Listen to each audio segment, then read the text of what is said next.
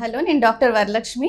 నేను consultant gynaecologist and obstetrician, Medicover women and child hospital, hitech సిటీలో. ఇవాళ మనం జెనైటల్ వార్డ్స్ అనే కండిషన్ గురించి తెలుసుకుందాం. జెనైటల్ వార్డ్స్ అంటే ఏంటి, ఇవి ఎలా వస్తాయి, ఎలాంటి ఏజ్ గ్రూప్లో ఇది కామన్గా తెలుస్తుంది, దీనికి సిమ్టమ్స్ ఏంటి, దీన్ని ఎలా మనం ఐడెంటిఫై చేసి ట్రీట్మెంట్ తీసుకోవాలి, ట్రీట్మెంట్ ఆప్షన్స్ ఏమేమి ఉన్నాయి, ఇవన్నిటి గురించి మనం ఈరోజు తెలుసుకుందాం. సో జెనైటల్ వార్డ్స్ అంటే స్మాల్ పాపిలోమాస్. పాపిలోమాస్ అంటే చిన్న పుల్పిర్లు. జెనైటల్ వార్డ్స్ మోస్ట్ కామన్గా reproductive age group, especially younger కపుల్స్లో వస్తుంది, లేదా యంగ్ ఏజ్ గర్ల్స్ అండ్ బాయ్స్లో ఇది కనిపిస్తుంది. సో జెనైటల్ వార్డ్స్కి కారణం అయితే హ్యూమన్ పాపిలోమా వైరస్ అనే ఒక వైరస్. సో ఈ virus, there are more than 150 types of human papilloma virus.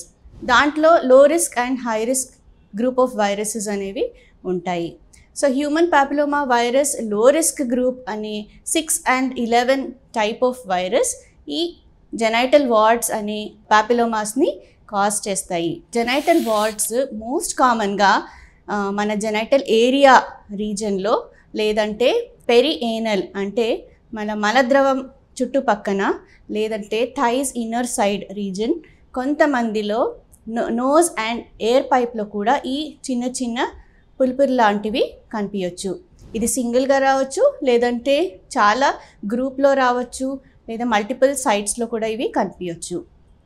So ఈ వైరస్ ద్వారా వచ్చిన ఈ పాపిలోమాస్ ఎలా స్ప్రెడ్ అవుతాయి, ఎలా వస్తాయి అంటే ఇవి మెయిన్గా సెక్షువల్ కాంటాక్ట్ ద్వారా వస్తుంది. సో సెక్షువలీ ట్రాన్స్మిటెడ్ డిసీజెస్లో ఈ హెచ్పివి వైరస్ కూడా ఒక వైరస్ ట్రాన్స్మిషన్ అనేది అవుతుంది. సెక్షువలీ ట్రాన్స్మిటెడ్ డిసీజెస్ ఏమేమి ఉన్నాయి, like HIV, syphilis, gonorrhoea, హర్పిస్ infection. ఈ వైరస్తో పాటు ఈ ఇన్ఫెక్షన్స్ కూడా ఈ ఏజ్ గ్రూప్లో మల్టిపుల్ సెక్షువల్ పార్ట్నర్స్ ఉండే వాళ్ళలో ఉండే అవకాశం ఉంటుంది. సో ఇది ఓన్లీ సెక్షువల్లీ ట్రాన్స్మిటెడ్ డిసీజెస్ కాకుండా కొన్ని మనం వాడే వస్తువుల ద్వారా కూడా ఇది రావచ్చు. లైక్ ఫోమైట్స్ అని చెప్తారు. ఆల్రెడీ ఇన్ఫెక్షన్ ఉండిన వాళ్ళు యూజ్ చేసిన టవల్స్ కానీ రేజర్స్ కానీ వాడితే దాని ద్వారా కూడా ఈ ఇన్ఫెక్షన్ అనేది రావచ్చు.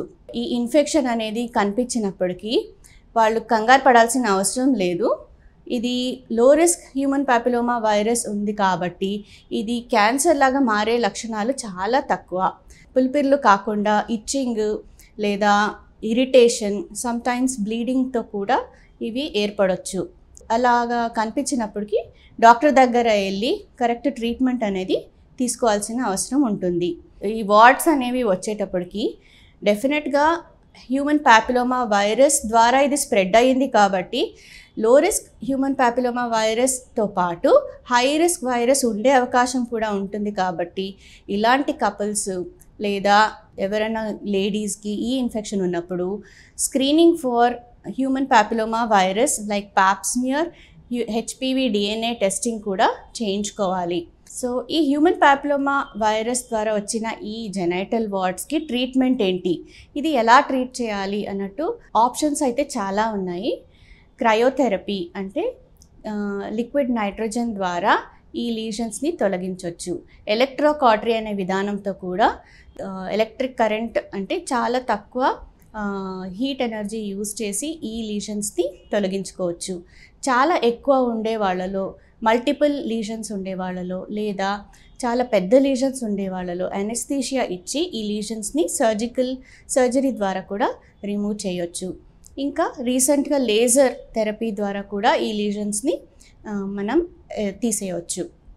సో ఎవరికి ఈ ఇన్ఫెక్షన్ వచ్చినా డెఫినెట్గా screening for other sexually transmitted diseases కాకుండా pap smear plus human papilloma HPV virus screening కూడా వీళ్ళు చేసుకోవాలి.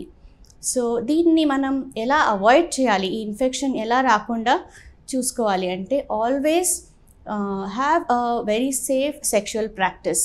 అంటే కాండోమ్స్ అనేది వాడాలి and multiple sexual partners avoid చేయాలి. ఇంకా మనము వేరే వాళ్ళు వాడిన వస్తువుల్ని వాడకూడదు. అండ్ మన ఇమ్యూన్ సిస్టమ్ అనేది పెంచుకుంటే సింపుల్గా ఇన్ఫెక్షన్ వచ్చినప్పుడు దాన్ని న్యాచురల్గా మన ఇమ్యూనిటీ అనేది డీల్ చేసి ఇన్ఫెక్షన్ రాకుండా ప్రివెంట్ చేస్తుంది. ఇది ఒకటైతే రీసెంట్గా హ్యూమన్ ప్యాపిలోమా వైరస్కి వ్యాక్సిన్ అనేది డెవలప్ అయ్యింది. సో ఈ వ్యాక్సిన్ ద్వారా లో రిస్క్ ప్లస్ హై రిస్క్ వైరసెస్కి మనకి కంప్లీట్గా ప్రివెంటివ్ మెజర్ అనేది ఉంది. సో వేరే ఏ క్యాన్సర్కి వ్యాక్సినేషన్ లేకపోయినా హ్యూమన్ ప్యాపిలోమా వైరస్ ద్వారా వచ్చే క్యాన్సర్ ఆఫ్ ద సర్విక్స్కి ప్లస్ ఈ ప్యాపిలోమా జెనైటల్ వార్డ్స్కి ప్రివెంటివ్ మెజర్గా వ్యాక్సిన్ తీసుకొని దీన్ని మనం అవాయిడ్ చేయొచ్చు. ప్రతి ఒక్క girl from the age of 9 years to 45 years ఈ వ్యాక్సిన్ తీసుకోవచ్చు. అది కాకుండా బాయ్స్ కూడా ఫ్రమ్ ద ఏజ్ ఆఫ్ 9 ఈ వ్యాక్సిన్ తీసుకోవచ్చు. ఈ వ్యాక్సిన్ 2 or 3 dosesలో ఇస్తారు. సో ఈ కండిషన్ ఉండిన వాళ్ళు బాధపడకుండా కరెక్ట్ ట్రీట్మెంట్, అవేర్నెస్ అండ్ ఈ వ్యాక్సినేషన్స్ ద్వారా మళ్ళీ ఈ ప్రాబ్లం అనేది రాకుండా వేరే వాళ్ళకి స్ప్రెడ్ అవ్వకుండా చూసుకోవచ్చు. మీరు తీసుకునే అదే మందులు, అదే నాణ్యమైన మందులు, కానీ సగం ధరకే. అవును, మెడ్ ప్లస్ బ్రాండ్స్ పై 50 to 80% తగ్గింపు.